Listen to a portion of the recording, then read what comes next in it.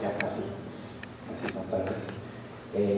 Estamos siguiendo el tiempo de la temporada de Cuaresma, acercándonos más y más a la Pascua, y estamos tratando de tener un mensaje un poco corto hoy por todas las actividades que tenemos que llevar a cabo en la tarde, así que vamos a tener un mensaje un poco concentrado, quizás un poco más corto en términos de tiempo de lo que normalmente tenemos. Estuve haciendo unas búsquedas en el internet preparando este mensaje y encontré una lista en la revista electrónica Forbes. Si no es una revista que se conocido a ustedes, es una revista electrónica. Bueno, tienen también revista normal. Forbes es un líder para los negocios, no es una compañía cristiana, pero me pareció interesante que un autor, una autora, hizo una lista que se llamaba las 10 cosas más difíciles que cambiar en la vida. Me parece interesante. Si en esta temporada de Cuaresma estamos hablando de cambiar ciertas cosas en nuestras vidas, algunos tienen la práctica de ayunar, otros tienen prácticas diferentes en esta temporada de Cuaresma, pero estamos nosotros soñando, orando por un cambio de actitud de nuestros espíritus, que este tiempo de Cuaresma sea una oportunidad de acercarnos más al Señor Jesucristo, seguirlo más cercano. Así que me parece interesante qué es lo que dice el mundo de esa idea de cambio. Entonces, vinieron con esta lista de las 10 cosas, según esta autora, las 10 cosas más difíciles que cambiar en la vida. Ustedes pueden decir si ella tiene razón o no. Bueno, el número 10 dijo que ¿cómo le dicen? Zonas horarias, zonas de tiempo. O sea, quiere decir uno que va de viaje, o a veces nos toca ese tiempo, un cambio de tiempo, ¿sabe? En la primavera, que nos cambien el horario. Y es difícil al cuerpo adaptarse al nuevo horario. Si uno ha viajado a una tierra muy lejana, sabe de qué se trata cambiar de estas zonas horarias, y su cuerpo de repente se despierta a medianoche pensando que ya es otra hora, porque es la hora que uno está acostumbrado a despertarse. Número 9 habla de marcas, cambiar marcas, sea de marcas de ropa, marcas de comida, quizás puede ser un proveedor de cierto servicio, por decir internet. Si uno tiene que cambiar de proveedor a otra compañía, es algo difícil quizás adaptarse al nuevo sistema de que tiene la nueva marca, o el sabor o la situación, cómo se siente la ropa de la nueva marca. Número 8, dirección de correo electrónico. Dice que si uno ha cambiado de dirección, es muy difícil a uno recordar qué es mi dirección ahora. Yo en los últimos años he cambiado no sé cuántas veces de dirección de correo electrónico, y pues sí, para mí es difícil, recordar cuál dirección llevo ahora, o recomendar a la gente para escribirme a cuál dirección. Dice apellido, cambiar de apellido. Si uno se casa, principalmente para las damas, que en algunas culturas las damas cambian de apellido, ¿no? Cuando se casan, y eso es difícil. Uno a veces está firmando un cheque y pone el apellido equivocado, tiene que buscar otro cheque, ¿verdad? Porque es difícil recordar cuál apellido debo usar en ese caso. Relaciones, cambiar de relaciones, sea relación de amigos, de amistades. A veces tenemos amigos, amistades que no nos ayudan mucho en nuestras vidas. Quizás a veces hay que cambiar de amistad, pero no es fácil. Uno se acostumbra a esa relación, no es fácil cambiarlo. Cambiar de bancos, número 5. Si uno ha intentado hacer eso, es muy difícil. Cambiar su sistema financiero de un banco a otro banco es muy difícil, cuesta mucho trabajo, porque su banco no quiere que lleve su dinero y lo hace muy difícil para uno sacar su dinero de un banco y ponerlo en otro. Código postal, si uno cambia de casa, cambia de dirección, tiene muchos trámites. Yo experimenté eso cambiando de internacional, de casa a una casa nueva, y pues hay que cambiar todas las direcciones, cómo se manda el correo y todo eso, y los biles donde llegan, y pues hay gente que dice que no, tú eres mentiroso, que no vives en esa dirección, y tiene que mandar cartas diciendo disculpas que cambié de dirección, ya no vivo ahí. Cuesta mucho trabajo. Carreras, una persona que ha cambiado de carrera, es muy difícil acostumbrarse, entrenarse de nuevo, quizás. Número 2, cambiar corazones y mentes. Y la autora dice que ella está hablando en el sentido de la política, de la religión, tratar de cambiar las opiniones, pensamientos de otra persona. Es muy difícil. Yo diré casi imposible. Uno cambiar el pensamiento de otra persona. Uno puede dar sus ejemplos, sus recomendaciones, sus evidencias, pero la otra persona es difícil que cambie de su opinión, de su pensamiento. Estamos viendo eso mucho hoy en día en cuanto a la política, ¿no? Yo estoy con fulano, yo estoy con fulano, y es muy difícil convencer a una persona que quizás debe de pensar que si esa persona realmente es la persona mejor para apoyar o no. Es una cosa que no es muy fácil convencer a una persona de cambiar de opiniones o de pensamientos. Y dice que lo más difícil en la vida para cambiar, que será, número 1, a nosotros, ¿verdad? A nosotros mismos. Cambiar nuestros propios pensamientos, nuestras propias actitudes, hábitos, a veces hasta adicciones que tenemos en la vida. Es muy difícil, aunque tenemos voluntad de cambiarnos, es algo a veces parece casi imposible sin ayuda sobrenatural. Amén. Si pensamos que es difícil cambiar a los otros, por eso quizás siempre estamos peleando con otra persona, queriendo que ellos se cambien, porque es demasiado difícil cambiarnos a nosotros mismos. Amén. Bueno, eso es una persona que no es cristiana, no sé si sea cristiana, pero la revista no es cristiana. Esos son consejos para el mundo de negocios, pero me parece algo que nos dice mucho de nuestra situación en cuanto al Evangelio.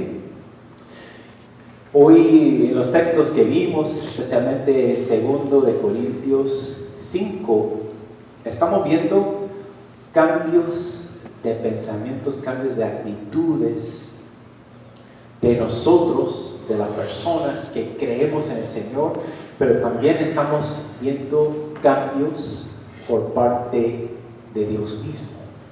Vamos a hablar un poco de eso rápidamente. Por eso le digo ajuste santo de actitud, sea el ajuste de nuestras actitudes o a veces Dios mismo que ajuste su propia actitud. ¿Se puede? Sí. Vamos a ver qué nos dice la Biblia. Yo quiero que enfoquemos un poco en esa parte de 2 de Corintios, capítulo 5. Encontramos para mí algo muy importante, muy clave, podemos decir, en este capítulo de la Biblia. Yo le digo, quizás sea el evangelio secreto, porque encontramos una palabra que no se usa mucho en la Biblia. Lo encontramos más que nada, esta palabra, solamente en 2 capítulos de la Biblia. Lo encontramos en 2 de Corintios 5 y también en Romanos 5, los dos escritos por el apóstol Pablo. Fue una palabra que estaba muy siempre delante de su atención, podemos decir. Le llamaba mucho la atención esta palabra y lo compartía muy a menudo con la iglesia. Es algo que encontramos en todo el Evangelio, pero a veces no se usa esa palabra exactamente. Pero vamos a hablar de esa palabra del Evangelio secreto que yo digo. Estoy pensando en escribir un libro. Yo creo que si yo escribo un libro le pongo el título, El Evangelio secreto, que nadie quiere que sepa. Pues todo el mundo lo va a comprar, ¿verdad? Para saber qué. Es un pensamiento. El Evangelio secreto, vamos a ver qué es. Bueno, 2 de Corintios 5, ustedes ya van a saber de antemano. Ya van a saber el secreto. Bueno, la palabra es reconciliación. Reconciliación. Es una palabra que no encontramos mucho en el Evangelio, pero si lo pensamos un poco más profundo, quizás podemos decir que todo el Evangelio se trata de la reconciliación, de cierta forma. Esa palabra es una palabra, como dije, que solamente, se encuentra en algunos versículos aquí y acá en el Nuevo Testamento, pero más que nada se encuentra en 2 de Corintios 5 y Romanos 5. Hay dos sentidos de esta palabra de reconciliación. El primer sentido, ya hablamos la semana pasada, la palabra arrepentimiento, ¿verdad? La importancia de arrepentir de nuestros pecados, de nuestros errores, confesar ante Dios, experimentar un cambio de actitud, un cambio de vida a través del poder del Espíritu Santo. De eso se trata el arrepentimiento. Y de cierta forma, la primera definición de reconciliación es parecida a eso.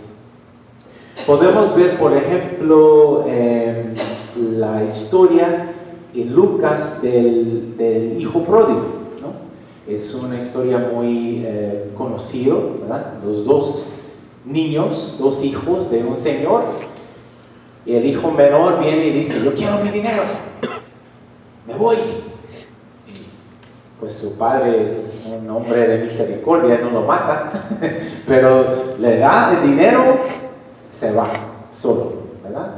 Gasta todo el dinero, hace un desastre de su vida, termina casi muriéndose de hambre entre cerdos, ¿verdad? Y de repente viene a pensar: no, pues eso no es vida, yo me equivoqué, lo que hice no es bueno. Y él se arrepintió, ¿verdad? Dijo: voy a ir a mi padre, voy a regresar a la casa de mi padre, por lo menos hay comida ahí.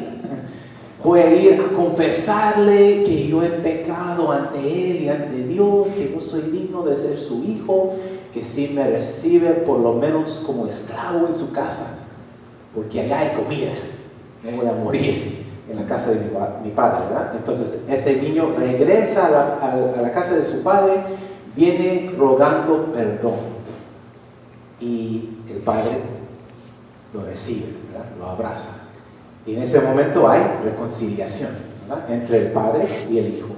Ya se restableció la relación entre ellos. El padre lo perdonó, él confesó, él se arrepintió, el padre lo recibió. Ya hay reconciliación entre los dos.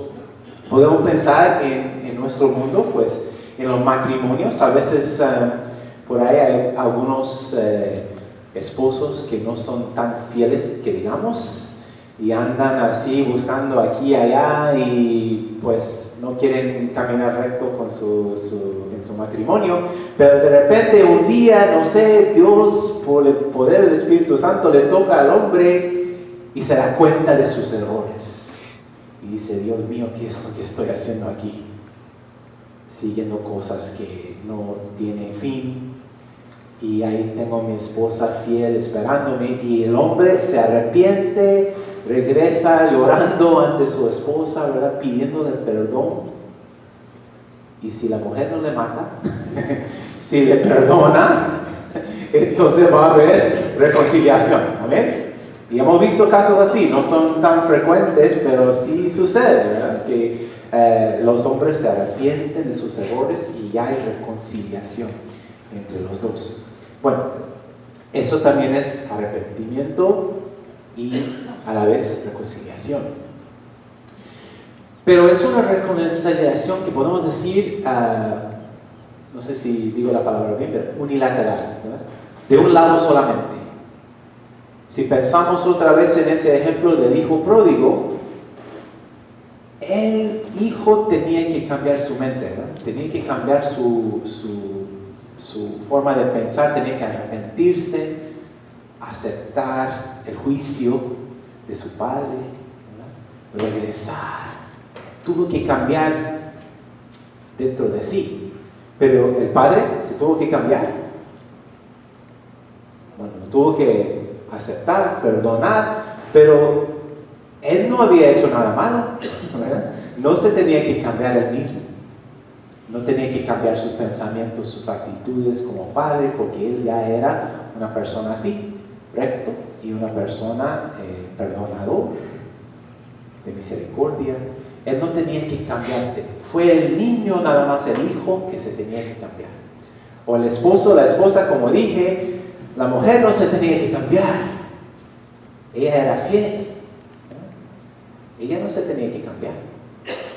Solamente el esposo tenía que cambiar. Entonces es un cambio, pero de un lado nada más.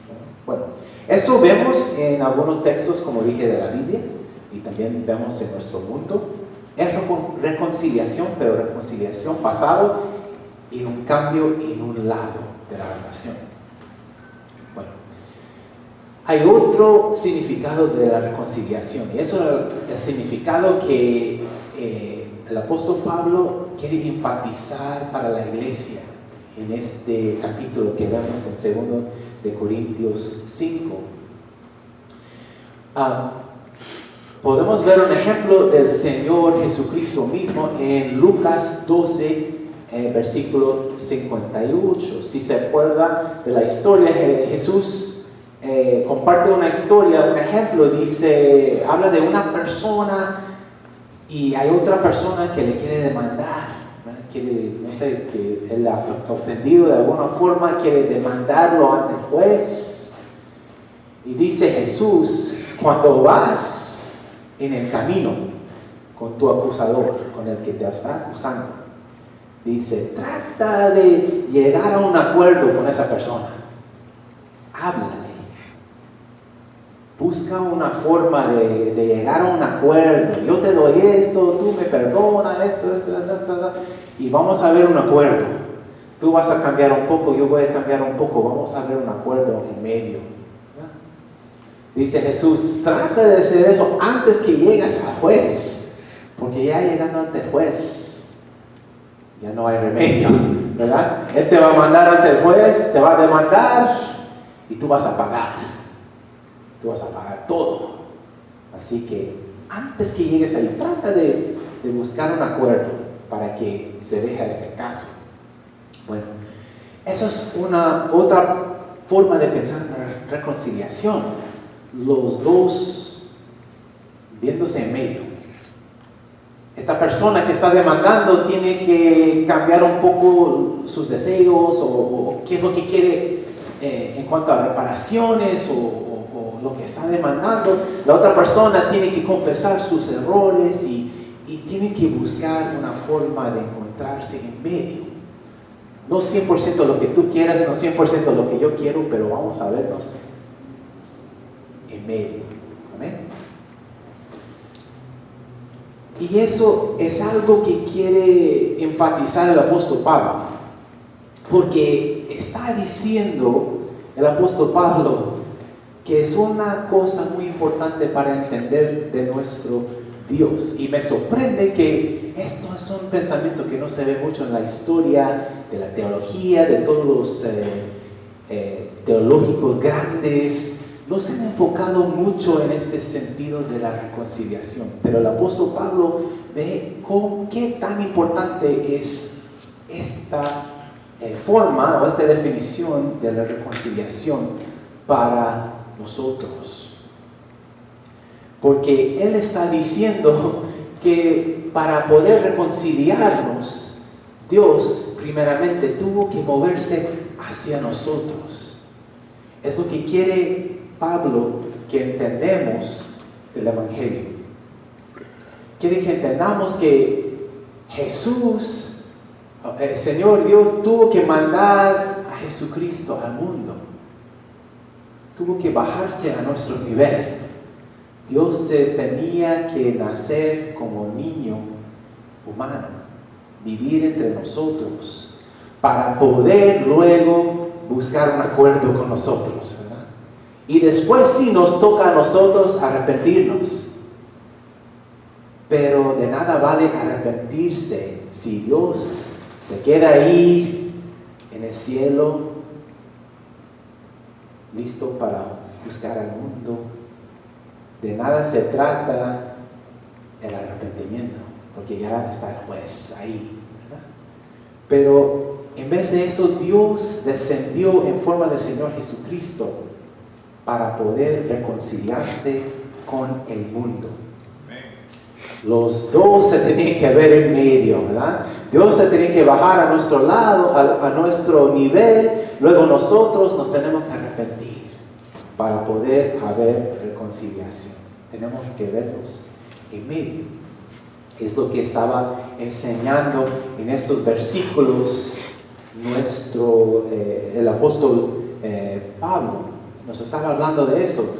A veces sacamos ese versículo que dice que en Cristo somos una nueva creación, lo viejo ya se cambió, y muchas veces se resalta ese versículo clave. Sí, es un versículo clave, pero si vemos todos los otros versículos ahí, viene muchas veces este pensamiento de reconciliación, otra y otra vez.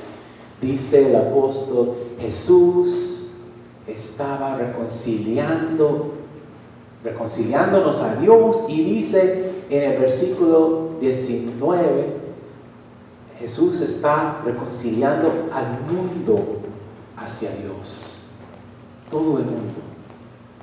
Nosotros como iglesia, pero Jesús también está trabajando en el mundo, está buscando reconciliarse con todo el mundo. Se bajó a nuestro nivel y ahora está comunicando su gracia, su perdón, buscando la oportunidad de reconciliarse con todo el mundo. Es algo muy fuerte, muy importante para el apóstol, porque él está sirviendo entre judíos que son ya cristianos. Está sirviendo, él es judío, ¿verdad? Es de esa raza, de ese grupo, pero también está sirviendo entre griegos, romanos, ¿verdad? Y si uno se pone a leer las cartas de Pablo, muchas veces está comentando sobre esto, que después que vino el Señor Jesucristo, después que Dios bajó a nuestro nivel, Él ha sobrellevado, Él ha vencido todas esas barreras que nos dividen entre grupos, entre razas, lenguajes, ¿verdad? Habla de que ya no hay judío ni griego, ya no hay bárbaros, como decían en ese tiempo, ya no hay una diferencia entre esclavos y libres, ya no hay una diferencia entre hombres y mujeres, dice el apóstol, pero todos somos uno en el Señor Jesucristo. En el libro de Éfesos, la carta de Éfesos, capítulo 2, el apóstol comparte en esa carta unos versículos que son muy fuertes. Quizás muchos piensan, es como un poema, quizás muchos piensan que eso era un himno, un cántico que se cantaba en la iglesia temprana.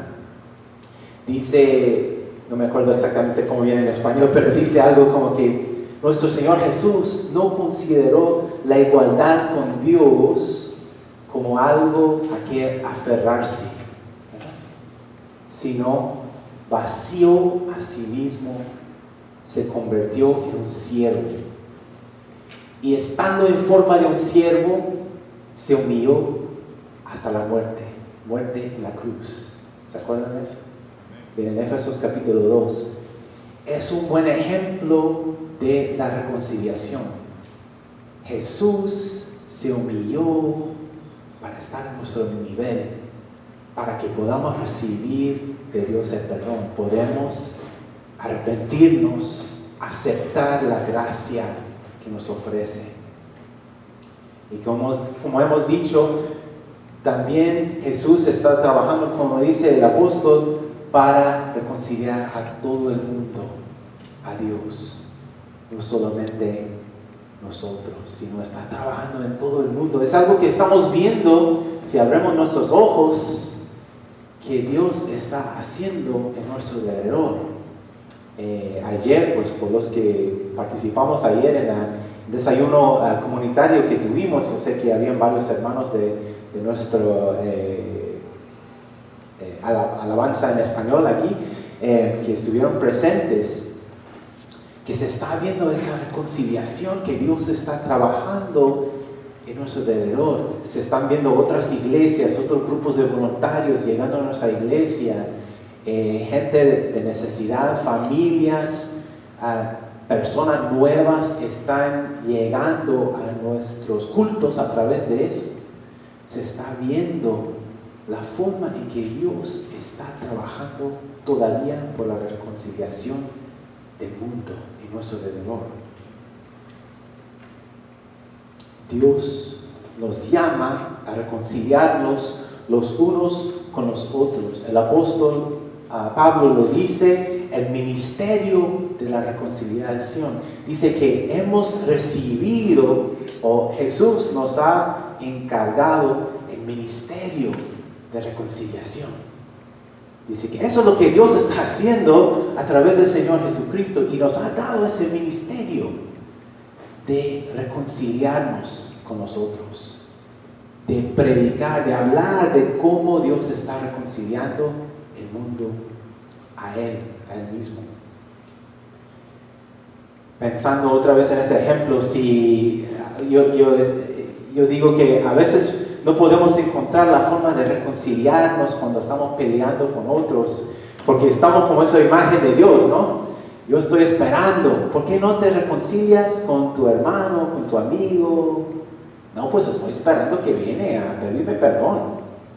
Amén. Muchas veces estamos como eso, que no nos reconciliamos porque esa persona nos ha ofendido y estamos esperando que ellos vengan a pedirnos perdón. Pero eso a veces pasa, pero a veces no. Pero dice el apóstol Pablo, pero Jesús nos ha dado el ministerio de la reconciliación. Es nuestra misión buscar la reconciliación, ir a esa persona, hablar con ellos, darles la oportunidad de pedir perdón, ¿verdad? Si no quieren, pues no se puede forzar, pero es la misión que Dios nos ha dado, de buscar la reconciliación, porque eso es el trabajo que ha hecho Dios. Bajó a nuestro nivel, se sacrificó, sufrió, murió en la cruz por nosotros. Este tiempo de la Cuaresma tenemos la oportunidad de recordar eso y quizás pedir a Dios que cambie nuestras actitudes hacia Él, hacia los demás, que aceptamos ese ministerio de la reconciliación y buscamos ser siervos en esa misión de cambiar nuestra relación con Dios y ante los demás. Vamos a orar. Dios santo y misericordioso, te damos gracias por este mensaje que nos comparte el apóstol Pablo de la reconciliación. Nos recuerdas a través de tu palabra que tú veniste a nosotros cuando éramos todavía pecadores, personas perdidas en este mundo. Tú te bajaste a nuestro nivel, nos buscaste sigues trabajando a través de tu Espíritu Santo en nuestras vidas y sigues trabajando para reconciliar todo el mundo hacia ti. Perdónanos la forma en que no aceptamos esa misión en nuestras vidas, que preferimos quedarnos esperando que los otros vienen a nosotros, que los otros vienen a pedirnos perdón. Ayúdanos a aceptar ese ministerio de la reconciliación, esa misión divina de ir a los demás, de ir ante las personas que nos ofenden, a hablar con ellos y darles la oportunidad de buscar con nosotros la reconciliación en nuestras relaciones. Pedimos todo esto y te damos gracias en el nombre de Cristo Jesús. Amén.